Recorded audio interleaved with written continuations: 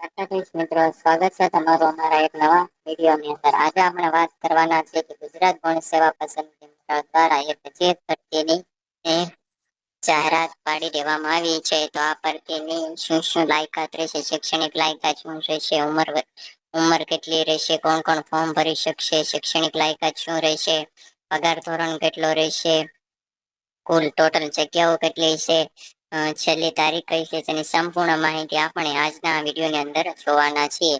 તો મિત્રો, તો તમે જોઈ શકો છો સમાજ શાસ્ત્રી લઈ 2023 આસિસ્ટન્ટ વર્ગ 3 અંગેની વિગતવાર સૂચનાઓ વેબસાઇટ ઓચસ પર તેની વિગતવાર જાણી શકો છો.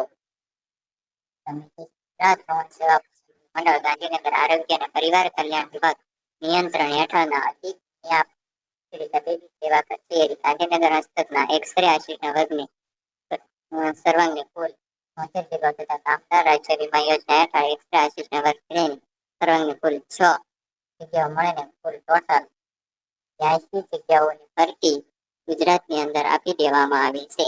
તથાપિ પરીક્ષા મારફતે સીધી ભરતીથી ભરવા માટેની પ્રક્રિયા પસંદગી યાદી કરવા માટે ઉમેદવારોમાંથી ઓજસ વેબસાઇટ મારફતે ઓનલાઈન અરજી પત્રકો માંગવામાં આવે. આ ઉમેદવારો ઓજસ વેબસાઇટ લઈને ફોર્મ ભરી શકે છે. વેબસાઇટ 20/7 થી લઈને 9/8/2026 છેલ્લી તારીખ રહેશે. આવી રીતનું આની અંદર છે. તો હવે એનો આપણે જોઈ લેવી કુલ કેટલી જગ્યાઓ આપી દેવામાં આવી છે. તો તમે જોઈ શકો છો.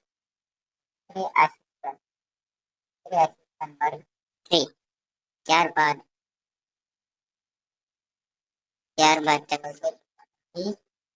અધિક નિયામક શ્રી તબીબી સેવાઓ ગાંધીનગર અને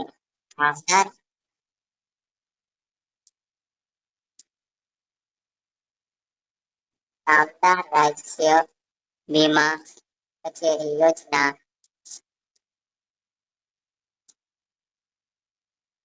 કામદાર રાજ્ય વીમા યોજના કચેરી અમદાવાદ ની અંદર કુલ કેટલી કઈ જગ્યાઓ છે તેની વિશે આપણે વાત કરી. જો અધિક નિયમ તબીબી સેવાની અંદર 76 છે. એમાં નામાં 6 એમ કરીને ટોટલ 82 જગ્યાઓ આપી દેવામાં આવી છે. બિન અનામત સામાન્યમાં એટલી છે ટોટલ 38 છે. આર્થિક રીતે નબળામાં છે 7 છે. સામાન્ય શૈક્ષણિક પછાત વર્ગ માટે 21 છે. અનુસૂચિત જાતિ માટે 5 છે. અનુસૂચિત જનજાતિ માટે 11 છે. કક્ષાવાર જગ્યાઓ કક્ષાવાર જગ્યાઓ પૈકી મહિલાઓ માટે અનામતની જગ્યાઓ બિન અનામત સામાન્ય માટે 11 છે. આર્થિક રીતે નબળા માટે 2 છે. શૈક્ષણિક રીતે પછાત વર્ગ માટે 6 છે. અનુસૂચિત જાતિ માટે 1 છે. અનુસૂચિત જનજાતિ માટે 3 છે. અને શારીરિક રીતે એમાં જરૂર નથી. અને માનસિક સૈનિકની છે 7. આવી રીતના એટલી 82 જગ્યાઓ છે. મેં તમને કહી દીધું એ રીતના અલગ અલગ છે. આગળ આપણે વાત કરીએ આ રીતની જગ્યાઓ. આમાં હું જો બધી જ વાત કરવા બેસીશ તો વિડીયો બહુ લાંબો થઈ જશે. એટલે તમે વિડીયોને સ્ટોપ રાખીને બધી જ માહિતી તમે જાણી શકો છો. હવે એનું નાગરિકત્વ તો આપને ખબર જ છે કે રાષ્ટ્રીયતા ભારતની હોવી જોઈએ. 1967 નિયમ 7 ની જોગવાઈ મુજબ રાષ્ટ્રીય ધરાવતા હોવા જોઈએ. હવે આગળ આપણે વાત કરીએ કે એની વય મર્યાદા કેટલી હોવી જોઈએ. વય મર્યાદા 3/8/2026 ના રોજ ઉમેદવારની ઉંમર 18 વર્ષથી ઓછી અને 33 વર્ષથી વધુ હોવી જોઈએ નહીં.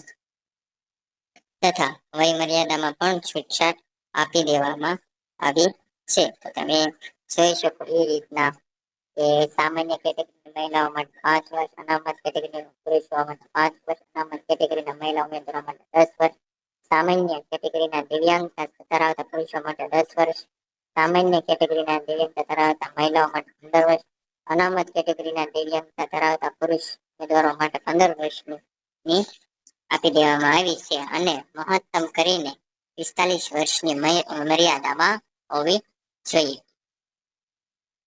20 વર્ષની આપી દેવામાં આવી છે. હવે તમને ઉમેદવારોને પ્રશ્ન થતો હશે કે આની અંદર અમે લાગી તો ક્યાં, તમને પગાર ધોરણ કેટલો આપવામાં આવશે. તો આપણે પગાર ધોરણ વિશે પણ વાત કરી લેવી.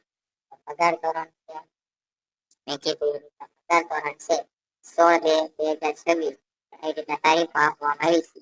એટલે આપણે તારીખો વાંચતા નથી, તમને પ્રતિ મહિને 26,000 રૂપિયા આપવામાં આવશે. ફિક્સ પગાર નિમણૂક કરવામાં આવશે, કરાવવાના રહેશે. આ છે 5 વર્ષ માટે પ્રતિ માસ, એટલે 5 વર્ષ માટે તમને 26,000 રૂપિયા આપી દેવામાં આવશે. ફિક્સ પગાર છે.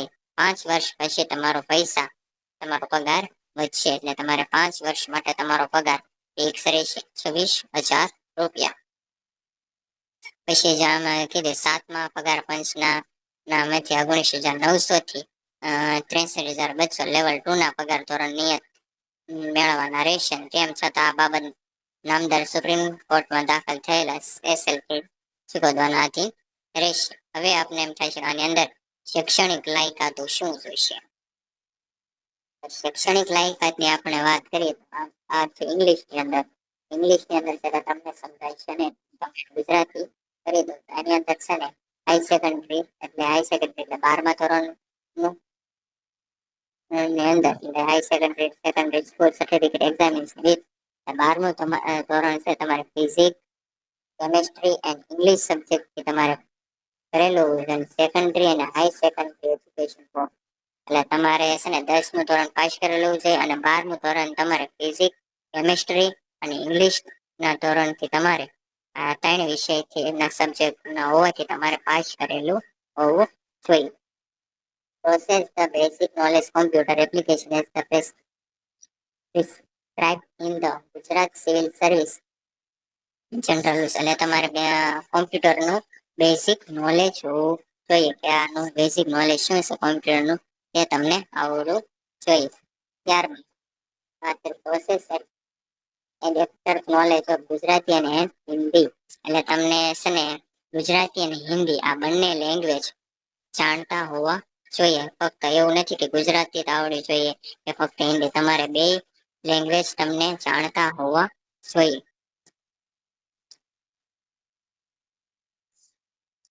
આ રીતે ઇતિહાસની આ માહિતી.